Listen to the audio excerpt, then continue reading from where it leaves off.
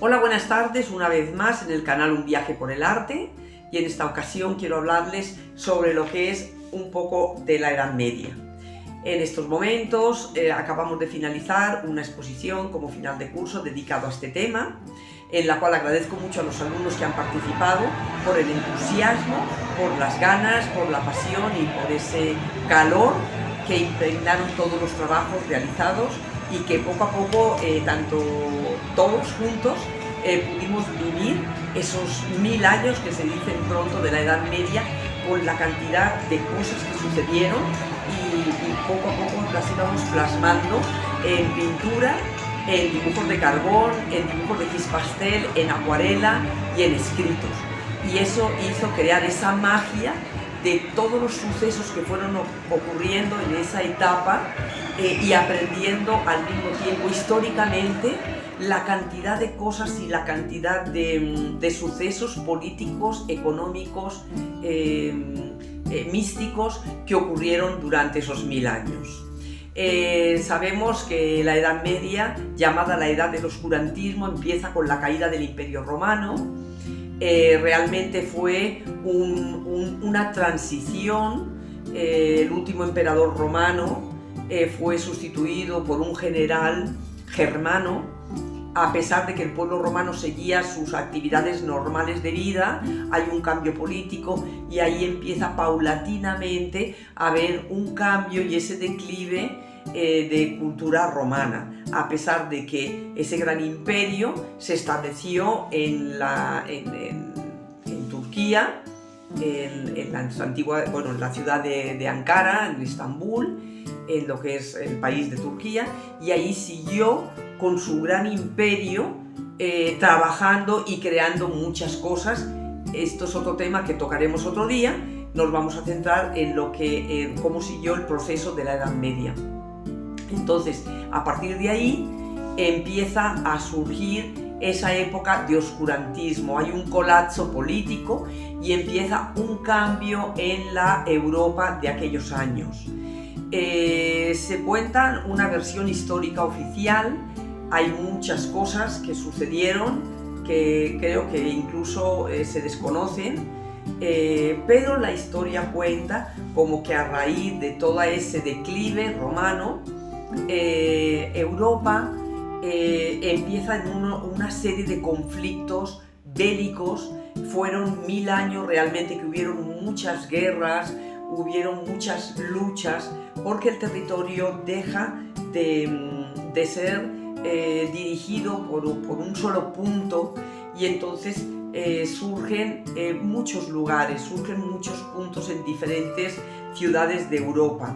Ahí toma la fuerza sobre todo el clero, la iglesia, pero también lo que eran los feudales. Se le llama la época del feudalismo, porque una forma de defenderse de todas las guerras que habían entre varios pueblos, uno eran los pueblos nórdicos, los germanos, los pueblos musulmanes, los pueblos que venían también de la parte de Asia.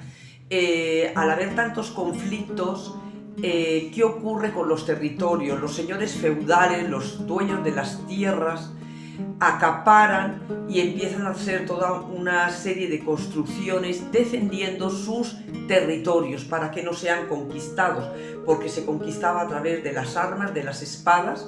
Entonces, cuando llegaban eran ocupados, y aquel que tenía más poder se quedaba con los terrenos. Por eso es cuando nace el llamado feudalismo. Ahí los grandes reyes dan el poder a los nobles haciendo convenios y tratos con ellos, a la vez que los nobles, como lo eran la parte del ejército, es donde nacen los famosos caballeros, defienden todos esos territorios. Ellos mismos hacen pactos con lo que son los campesinos, que eran los que cultivaban los terrenos y daban de comer a toda la gente de Europa, por regiones y por zonas. A partir de ahí empieza una historia muy interesante. A pesar de que el clero tenía mucho poder, la iglesia, el cristianismo, hay otros pueblos importantes como fueron los nórdicos, los germanos, los britanios, los vikingos, eran pueblos en diferentes zonas, y los musulmanes. Se divide todo en muchas zonas, como he dicho antes, y ocurren cosas muy interesantes. Al principio, en los primeros siglos, conocemos a las famosas caballeros de la Edad Media, a lo que eran las famosas leyendas del rey Arturo, que realmente entre la realidad y la leyenda existieron muchos reinados en Britania, en lo que son Inglaterra. Entonces aparece toda la parte de la gran leyenda del rey Arturo con los caballeros de la mesa redonda. Esto fue una época de 200 años en que el mundo físico se fusionaba con la naturaleza. El pueblo realmente vuelve al campo, y la población se convierte en campesinos, cultivando terrenos, dando de comer realmente a la población, y eso hace que ese contacto con la naturaleza, el hombre está muy fusionado con la espiritualidad. Por una parte la espiritualidad cristiana, pero por otra parte esa espiritualidad de la magia, de los elementos de la naturaleza, de los elementales, de todo aquello del más allá, que el hombre tenía esos poderes subliminales, del mundo de los sueños. El rey Arturo con su leyenda, con su espada clavada en la piedra, que entre la realidad y la leyenda, que es la fuerza clavada y el poder de la sangre real en esa piedra, que solamente aquel que fuera realmente de sangre noble tendría el poder de sacar la espada.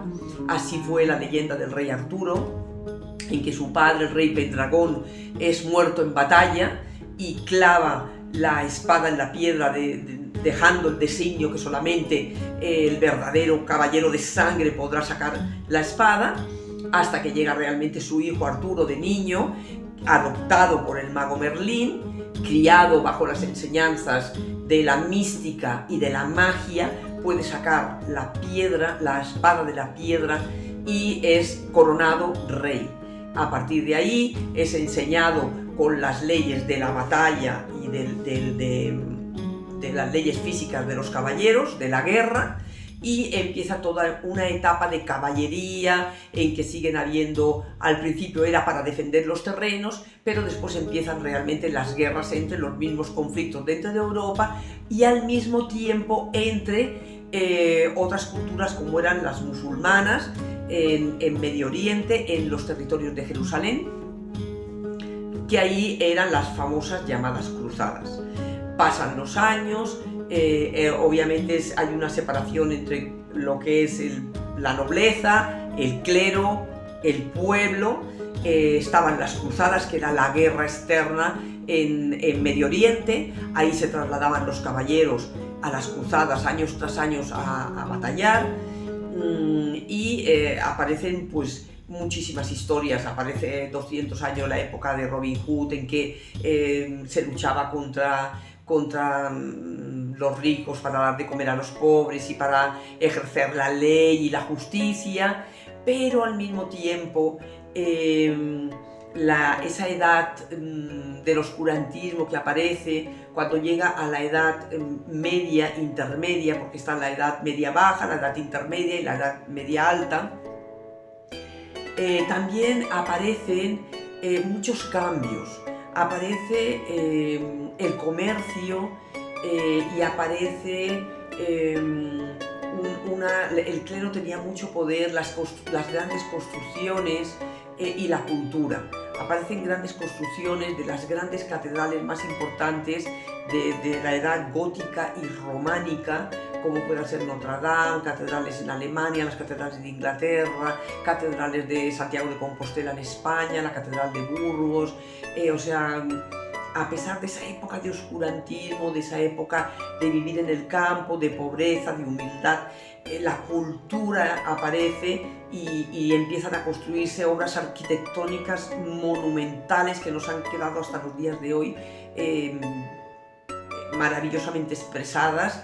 Aparecen las grandes construcciones de los castillos, como he hablado antes, como defensa de los territorios, castillos impresionantes donde vivía la nobleza, donde desde ahí se defendía las tierras para que no fueran conquistadas, y al mismo tiempo aparecen también pinturas, todo lo que era la parte gótica, la parte románica, y aparece la parte del comercio.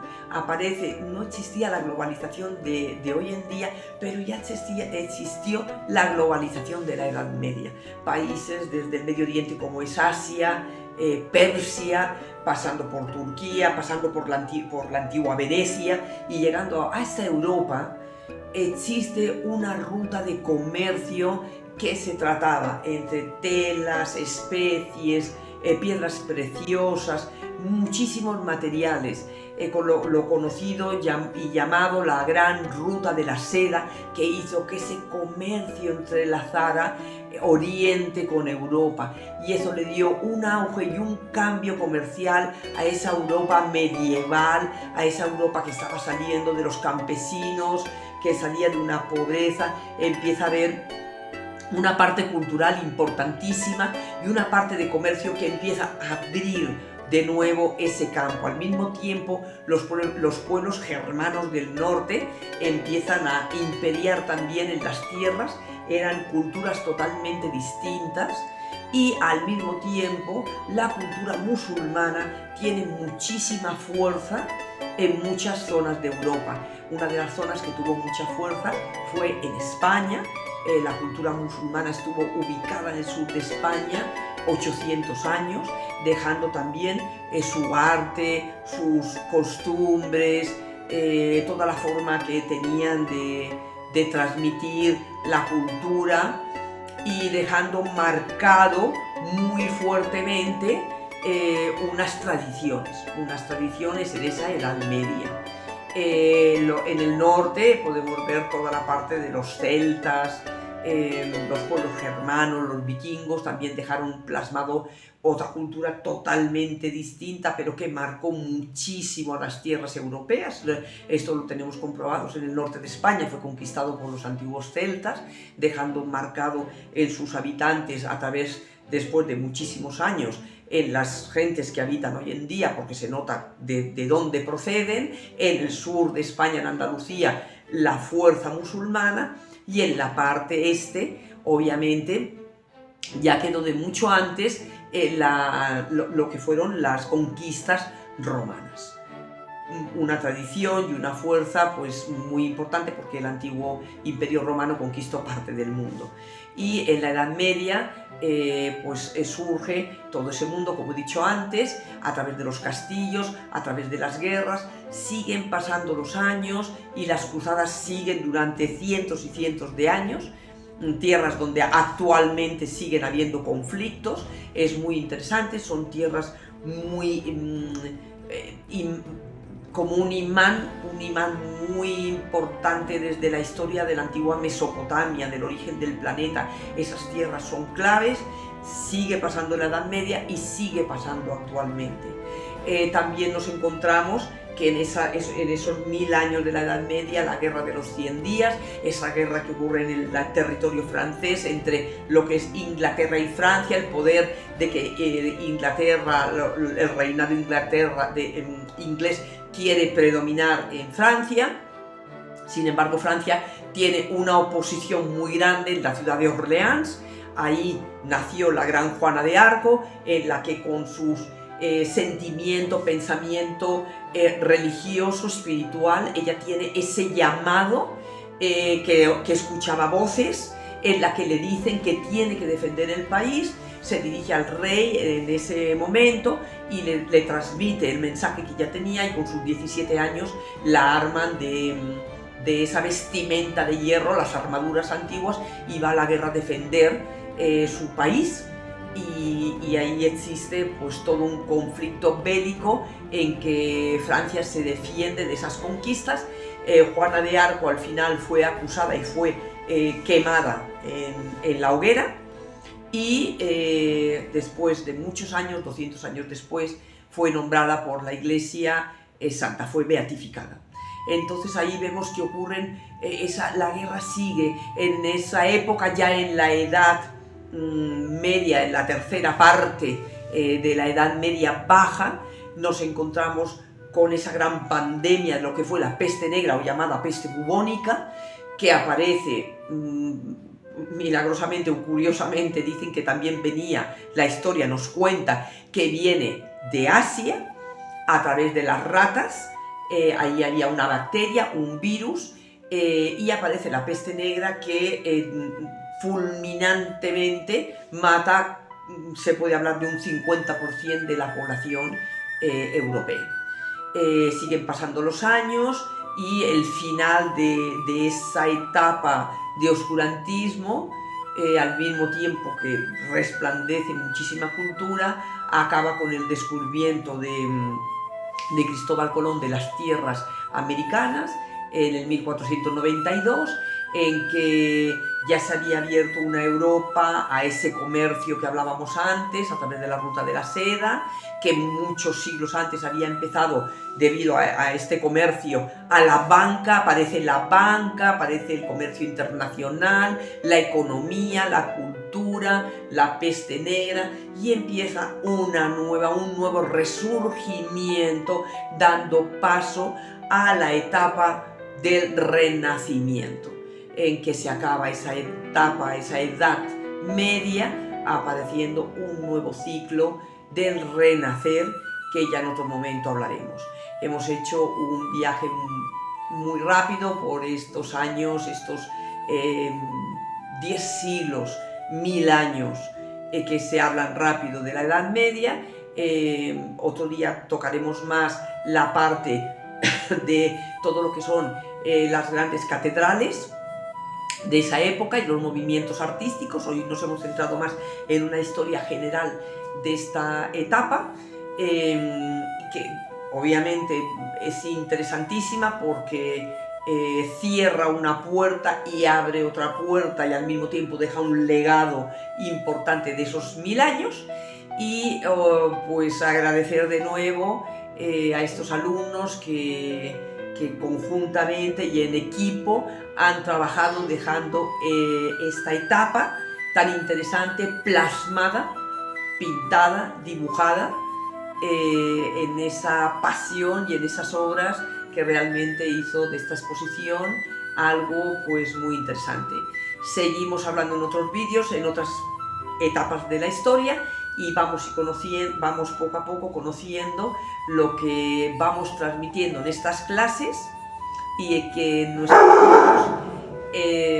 nuestros libros de Un viaje por el arte, el perrito acaba de ladrar, en nuestro libro de Un viaje por el arte queremos transmitir a los alumnos que realmente la historia es mágica, que la historia se repite y que a través de la historia podemos aprender muchísimas cosas.